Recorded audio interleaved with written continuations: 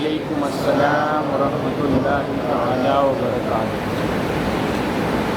الحمد لله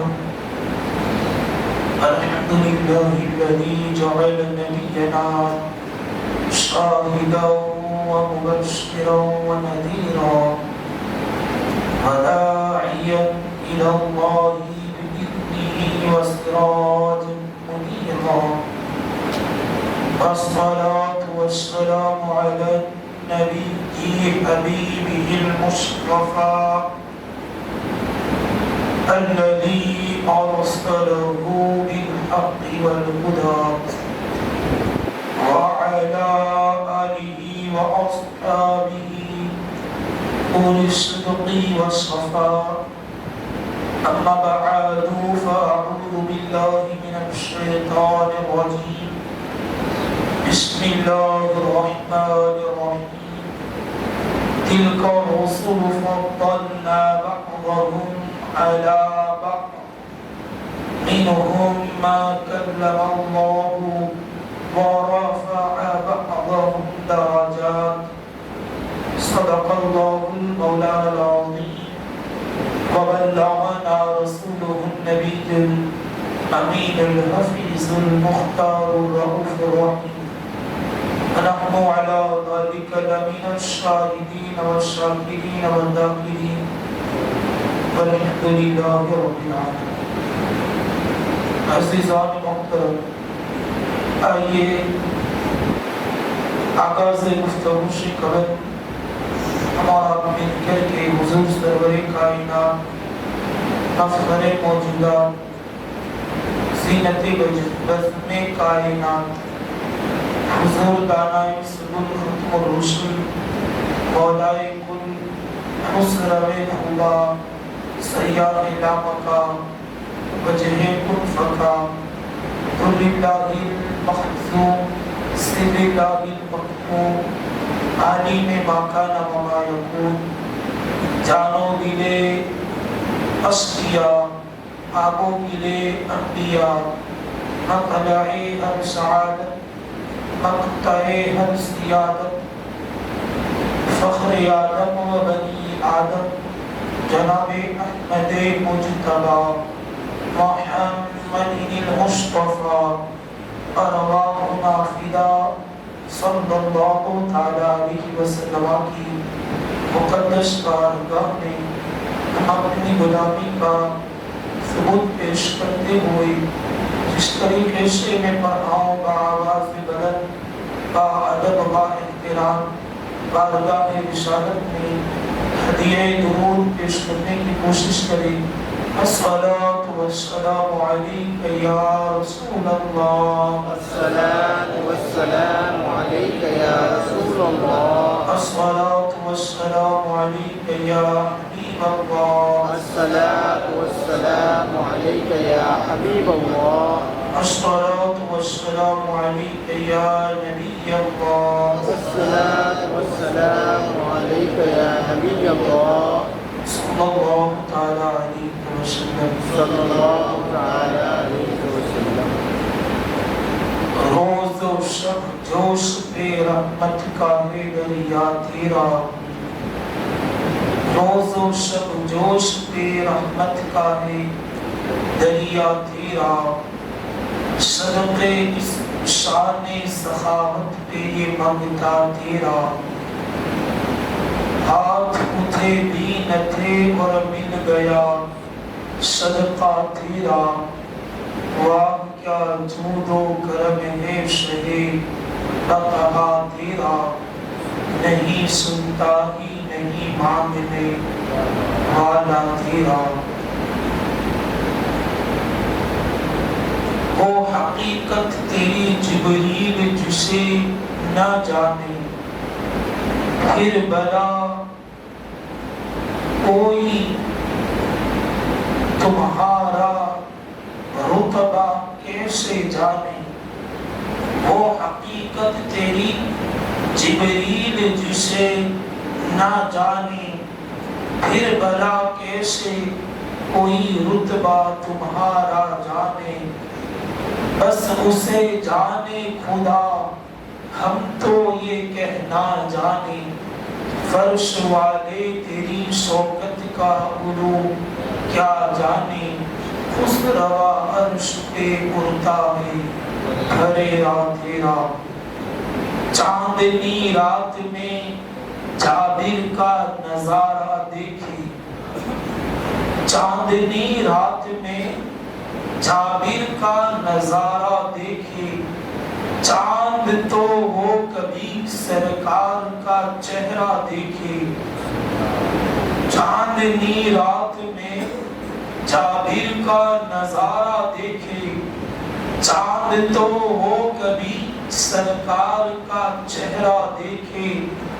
بول اٹھے آخر وہ بھی تو یہی جملہ دیکھے، تیرے قدموں پہ پرے غیر کا منہ کیا دیکھے، کون نظروں پہ چڑھے دیکھ کے تلوا تیرا۔ وسعتیں دی ہے، وسعتیں دی تیرے دامن کو خدا نے اتنی، وسعتیں دی تیرے دامن کو خدا نے اتنی، بخشوانے کو ہے بے تاب شفاعت اتنی۔ کیوں کروں فکر تیرے ہوتے ہوئے میں اپنی اتنی، ایک میں کیا میرے اشیاء کی حقیقت اتنی، مجھ سے 100 لاکھ کو کافی ہے اشارہ تیرا۔ آئیے نبی والے نبی کی بارگاہ میں جھوم جھوم کر درود پاک پڑھیں۔ اللہم صلی علی سیدنا و مولانا محمد و بارک وسلم، صلاۃ و سلام علیک یا سیدی یا حبیبی یا رسول اللہ صلی اللہ تعالی علیہ وسلم۔ عزیزان محترم، ہم میلاد کی محفل سجاتے ہیں اور سرکار علیہ السلام کی شان و عظمت کو ہم اپنی وسعت و استطاعت کے مطابق بیان کرنے کی کوشش کرتے ہیں۔ کچھ لوگ خیال بھی کرتے ہوں گے کہ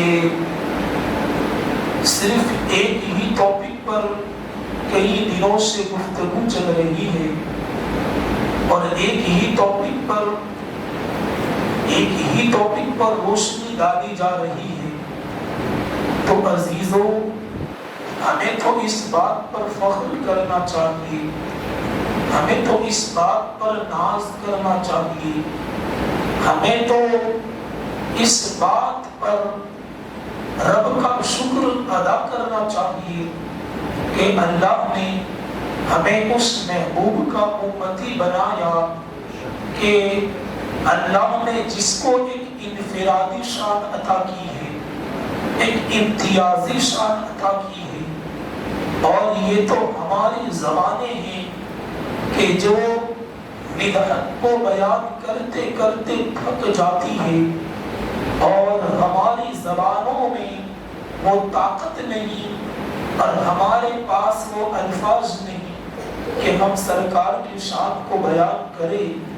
قرآن نے جس انداز سے بیان کیا ہے وہ ایسا نرالا انداز ہے اور اتنا دل نشیں انداز ہے کہ اگر ایک اہل علم جب اس کو پڑھتا ہے تو اس کا ایمان تازہ ہو جاتا ہے اور وہ خود بخود اپنے دل میں مچلنے لگتا ہے۔ سرکار علیہ السلام کی ذات طیبہ، آپ ذرا غور فکر تو کریں، ہم 8 دنوں سے یا 10 دنوں سے سرکار کا تذکرہ مسلسل کر رہے ہیں، لیکن ہم ہر دن ایک قرآن کا نیا ٹاپک لے کر آتے ہیں۔ ہر دن سرکار کی شان کو ہم قرآن سے ایک الگ انداز سے بیان کرتے ہیں۔ کیا ان واقعات کو اور قرآن کی ان آیات کو پڑھ کر کے تمہیں اس بات کا احساس نہیں ہوتا کہ سرکار کی شان جب انبیاء نے بیان کی ہے، اللہ رب العزت نے بیان کی ہے، تو ہم تو حضور کے امتی ہیں، ہمارا تو زیادہ حق بنتا ہے کہ ہم سرکار کی شان و عظمت کو جس قدر ہو سکے بیان کریں، بلکہ یہی ہمارا اصل ایمان ہے، یہی جان ایمان ہے، یہی روح ایمان ہے۔ اگر یہ دولت تمہارے پاس نہیں ہے، اگر یہ محبت اور یہ عشق تمہارے پاس نہیں ہے، تو یاد رکھو سرکار ارشاد فرماتے ہیں لا یؤمن احدکم حتی اکون احب الیہ من والدہ وولدہ والناس اجمعین، تم میں سے کوئی بھی بندہ اس وقت تک کامل مومن ہو ہی نہیں سکتا، اس وقت تک وہ اللہ کے نزدیک مقبولیت حاصل کر ہی نہیں سکتا جب تک کہ وہ بندہ اپنے ماں باپ سے زیادہ، اپنی اولاد سے زیادہ، اپنے اموال سے زیادہ، اپنے کنبے قبیلے عزیزوں اقارب سے زیادہ، جب تک بندہ مجھ سے سچی محبت نہ کر لے اور جب تک اپنے دل میں میری محبت کا الاؤ روشن نہ کر لے، اس وقت تک بندہ کامل مومن ہو سکتا نہیں ہے۔ یہ سرکار کی حدیث ہمیں بتاتی ہے، اور یہ حدیث ہمیں اشارہ دیتی ہے کہ جن جن لوگوں کو اللہ رب العزت نے اگر کوئی مقام و مرتبہ عطا کیا ہے تو وہ سرکار کی محبت اور سرکار کے عشق کی بدولت عطا کیا ہے۔ یہی وہ سرکار کا عشق ہے کہ جس نے کسی کو راضی بنا دیا تو جس نے کسی کو غازی بنا دیا، یہی سرکار کا عشق ہے۔ صحابہ تھے کون؟ سرکار کے آنے سے پہلے صحابہ کی سیرت تو پڑھے، اس دنیا کی تاریخ تو پڑھے، حضور کی تشریف آوری سے پہلے زمانے کے حالات تو پڑھے۔ یہ وہ بدترین لوگ تھے کہ جانور بھی جن سے پناہ مانگتے تھے۔ بلکہ میں آپ کو کیا بتاؤں، ابھی میرا موضوع وہ نہیں ہے، لیکن میں آپ کو بتاتا چلوں، بات آ گئی ہے تو بتا دیتا ہوں۔ یہ وہ بدترین لوگ ہیں کہ اگر جانور سے کسی عضو کا گوشت کھانا مقصود ہوتا، ان کو کسی عضو کا گوشت طلب کرنا مقصود ہوتا، تو وہ اس زندہ جانور کو پکڑ کر کے اس عضو کو کاٹ لیتے اور جانور کو ایسے ہی چھوڑ دیتے، جانور تڑپ تڑپ کر کے مر جاتا۔ ایسے بدترین لوگ انسان، اللہ اکبر، آج اگر دہشت گرد ہے انسان تو وہ اتنا دہشت گرد نہیں ہے جو آمد مصطفیٰ سے پہلے کا انسان دہشت گرد تھا، اس لیے کہ آج کا انسان اگر دہشت گرد ہے، اگر کتنا ہی بڑا ظالم ہے، اگر کتنا ہی بڑا دہشت گرد ہے، تو انسان کبھی اپنی اولاد کو زندہ دفن نہیں کرے گا، انسان کبھی اپنی اولاد کو اپنے ہاتھوں سے زندہ زمین میں درگور نہیں کرے گا۔ انسان آج بھی دہشت گرد ہے، اور ہے کچھ انسان ایسے ہیں کہ جن میں انسانیت ختم ہو چکی ہے اور جانوروں کے اوصاف آ چکے ہیں، جانوروں کی جو چیزیں ہیں، جو عادات ہے، وہ ان میں آ چکی ہے۔ لیکن پھر بھی انسان اگر دہشت گرد ہے تو آج کا انسان کبھی اپنی اولاد کو زندہ دفن نہیں کرے گا، لیکن میلاد مصطفیٰ سے پہلے کا انسان اپنی بذات خود اولاد کو اپنے ہاتھوں سے زندہ دفن کر دیتا تھا۔ یہ انسان کتنا بڑا دہشت گرد ہے، اللہ اکبر۔ یہ صحابہ جنہوں نے اللہ کے رسول علیہ السلام کی صحبت کو حاصل کیا، سرکار کے رخ زیبا کو اپنی آنکھوں سے دیکھا، تو پھر دیکھنے میں اللہ نے وہ کمال پیدا کیا کہ پھر اللہ نے انہیں ستارے بنا دیا. سبحان اللہ سبحان اللہ. آج وہی انسان ہمارے لیے ہدایت کی راہ بنا ہوا. آج وہی لوگ، وہی صحابہ کی جماعت صرف صحبت مصطفیٰ کی وجہ سے اور سرکار علیہ السلام کو اپنی آنکھوں سے دیکھنے کی بدولت اور اللہ اور اس کے رسول پر ایمان لانے کی وجہ سے آج وہ آسمان ہدایت کے ستارے بنے ہوئے. بلکہ والسابقون الاولون من المہاجرین والانصار، اللہ قرآن جن کا تذکرہ اتنے حسین الفاظ میں کر رہا، یہ وہ مقدس صحابہ جنہوں نے اپنی زندگی کو تبدیل کیا اور رب کے یہاں مقام حاصل ہوا تو وہ سرکار علیہ السلام کے صدقے میں انہیں حاصل ہوا. اولیاء کی تاریخ اٹھائے، علماء کی تاریخ اٹھا لے، جتنے بھی لوگوں کو جو کچھ بھی عطا ہوا ہے وہ سرکار ہی کے صدقے میں عطا ہوا. اس لیے ہم حضور کا تذکرہ کثرت سے کرتے ہیں، حضور کا تذکرہ کثرت سے کرتے ہیں. اور کیوں نہ کریں کہ یہ مہینہ ہی سرکار کی آمد کا ہے. اس کو ماہ نور کہا ہی اسی لیے جاتا ہے کہ اللہ کا نور اس کائنات میں اسی مہینے میں جلوہ گر ہوا. قد جاءکم من اللہ نور و کتاب مبین. رب ارشاد فرماتا ہے قد جاءکم، تمہارے پاس آیا. کون آیا؟ قد جاءکم من اللہ، اللہ کی جانب سے، نور و کتاب مبین. نور یہ سرکار علیہ السلام کی ذات طیبہ ہے، اور کتاب یہ قرآن مقدس ہے جس کا تذکرہ قرآن کر رہا ہے. تو جن حسین الفاظ سے قرآن نے یاد کیا، آج ہم میں وہ وسعت اور ہمارے پاس وہ علم نہیں کہ ہم اس انداز سے بیان کریں. اور بیان کرنے والا بھی تو کون ہے؟ اس کی ذات تو دیکھو جو وحدہ لا شریک ہے، جو جس نے ساری کائنات کو کن کہہ کر کے وجود عطا کیا، وہ رب سرکار کا تذکرہ کر رہا. پر ایک جگہ پر نہیں، دو جگہ پر نہیں، ہر آیت سرکار علیہ السلام کی عظمت کو بیان کر رہی ہے. لیکن اس کے لیے ہمارے پاس علم ہونا چاہیے. دوستان محترم، اللہ نے ہمیں سرکار کی امت میں پیدا کیا تو دیکھو جو افضل ہوتا ہے اس سے نسبت رکھنے والی چیزیں بھی افضل ہوتی ہیں.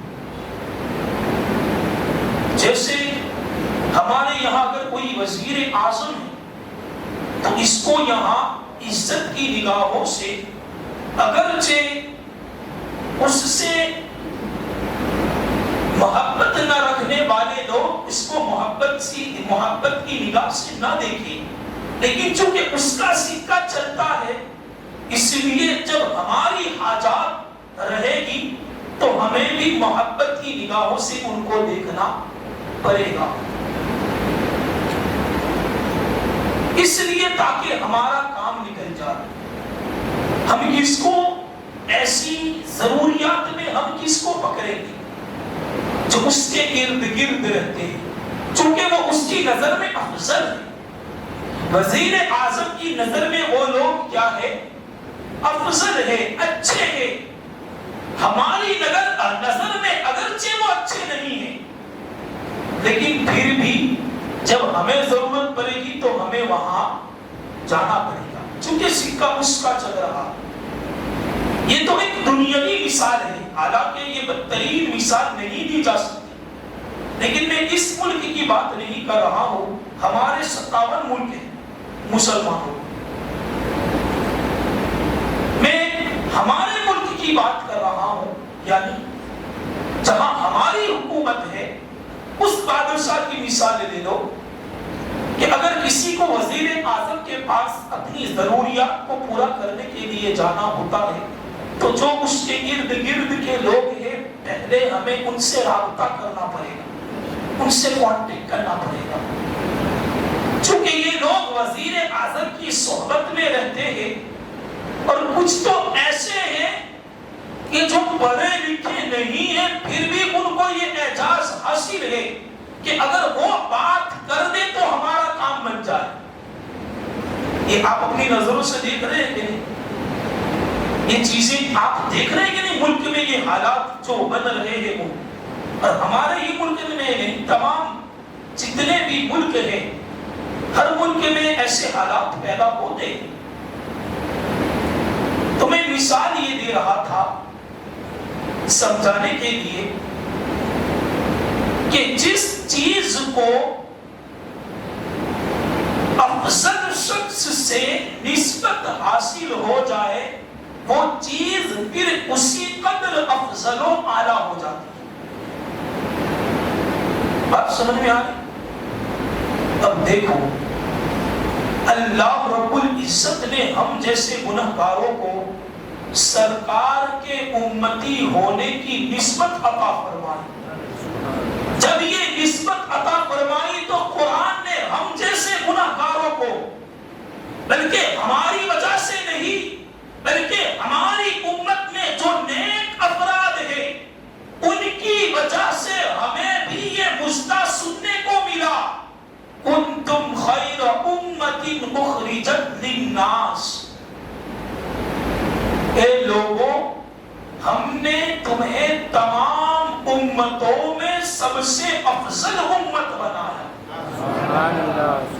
حالانکہ امتیں کتنی گزری ہیں، جتنے نبی گزرے ہیں اتنی امتیں، اب نبیوں کی تعداد تو آپ کو معلوم ہے، صحیح معلوم نہیں لیکن جو معروف ہے وہ تو معلوم ہے، 1,24,000 یا تقریباً 2,24,000 2,24,000 کو اگر اس پر ہمارا یقین پیدا نہ ہو تو 1,24,000 ہی لے لو ماننے کے لیے، تو امتیں کتنی ہوئی؟ 1,24,000۔ ان تمام امتوں میں رب نے سب سے افضل امت اگر کسی کو بنایا ہے تو وہ امت محمدیہ۔ یہ نسبت ہمیں کیسے حاصل ہوئی؟ یہ سرکار کے صدقے میں رب نے عطا اور کل بروز محشر سب سے پہلی امت جو قبر سے اٹھائی جائے گی انبیاء کے بعد، سب سے پہلے اگر کسی کی امت کو اٹھایا جائے گا تو اسی امت محمدیہ کو اٹھایا جائے گا۔ سب سے پہلے جنت میں اگر کسی امت کو داخل کیا جائے گا تو سرکار علیہ السلام کے بعد انبیاء داخلہ، سرکار علیہ السلام کے ہمراہ انبیاء ہوں گے اور ان کے درمیان اصفیاء ہوں گے، اور سب سے پہلی امت اگر جنت میں کوئی داخل ہوگی تو وہ امت محمدیہ۔ یہ کمال ہم کو کس نے عطا کیا اور کس کی وجہ سے ہمیں یہ کمال حاصل ہوا؟ سرکار ہی کی بدولت اللہ نے ہمیں یہ اعزاز عطا کیا۔ بلکہ امت محمدیہ کی جو خصوصیات ہے اگر میں اس کو گنا کر چلوں تو شاید آج کا یہ جو ہے وہ ہمارا پروگرام اسی پر ختم ہو جائے گا، لیکن چند خصوصیات بیان کر کے پھر آگے بڑھ رہا ہوں، مجھے کسی اور موضوع پر جو ہے وہ گفتگو کرنی ہے۔ اللہ رب العزت نے لیلۃ القدر جیسی رات اس امت سے پہلے کسی امت کو عطا۔ لیلۃ القدر ہے کیا؟ قرآن سے پوچھو، انا انزلناہ فی لیلۃ القدر وما ادراک ما لیلۃ القدر لیلۃ القدر خیر من الف شہر۔ کوئی موضوع حدیث نہیں، قرآن کا ترجمہ میں پڑھ رہا ہوں، سنو۔ یہ لیلۃ القدر وہ رات ہے جس کو ہم نے 1000 مہینوں سے افضل بنایا۔ سبحان اللہ۔ بندہ اگر اس رات میں عبادت کر لے تو اللہ 1000 مہینوں کی عبادت کا ثواب عطا فرماتا ہے۔ سبحان اللہ۔ یہ رات ہم سے پہلے کسی امت کو عطا جمعہ جیسا عظیم دین اللہ نے اس امت کو عطا کیا، اس سے پہلے ایسا مقدس دین اللہ نے کسی کو عطا نہیں کیا۔ سرکار علیہ السلام کے قدموں کے صدقے میں اس روئے زمین کو ہمارے لیے مصلی بنا دیا گیا، ورنہ پہلے کی جو امتیں تھیں ان کی عبادات گھروں میں مقبول نہیں ہوتی تھی۔ ان کو اگر عبادت کرنی ہے تو ان کے مخصوص مقامات پر پہنچنا ہوگا، ان مخصوص مقامات پر جانا ہوگا جن مقامات کو اللہ نے ان کے لیے متعین کیا ہے۔ جیسے عیسائیوں کے لیے اگر عبادت کرنی ہے تو گرجا گھر میں جاؤ، چرچ میں جاؤ، وہاں جا کر کے عبادت کرو گے تو تمہاری عبادت رب کی بارگاہ میں مقبول ہوگی، ورنہ عبادت تمہاری قبول ہوگی۔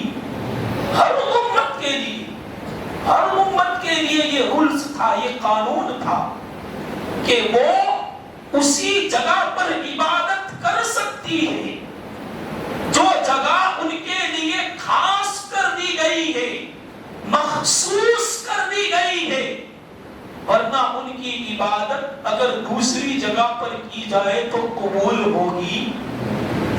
لیکن دیکھیے سرکار دنیا میں تشریف کیا لائے، سرکار کے قدم اس زمین سے کیا لگے کہ قدم لگتے ہی اللہ نے اس امت کو یہ مژدہ سنایا کہ میرا محبوب دنیا میں جلوگر ہوا، اس کے قدم اس زمین پر لگے تو ہم نے ساری زمین کو تمہارے لیے مصلی بنا دیا۔ تم جس جگہ پر، جہاں کہیں بھی، کسی بھی ملک میں، کسی بھی شہر میں، کسی بھی دیہات میں، کسی بھی گاؤں میں، کسی بھی گھر میں، اگر وہ ہندو کا بھی گھر ہو، غیر مسلم کا بھی گھر ہو، اگر وہ جگہ پاک ہے اور تم نے اگر عبادت کر لی تو رب اس عبادت کو قبول کر لیتا۔ سبحان اللہ، سبحان اللہ۔ یہ اعجاز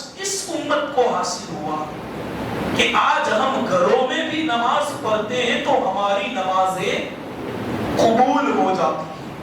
جماعت چھوٹ گئی، مسجد تک جانے کا موقع نہیں ملا، یا کسی کا گھر مسجد سے دور ہے، مسجد تک نہ پہنچ سکا، جماعت ختم ہوئی، تو افضل تو یہ ہے کہ مسجد میں آ کر پڑھے، لیکن نہ پڑھ سکا تو اگر وہ گھر میں بھی پڑھ لے گا تو اس کا فرض ادا اور اس کی عبادت رب کی بارگاہ میں مقبول ہو جائے گی۔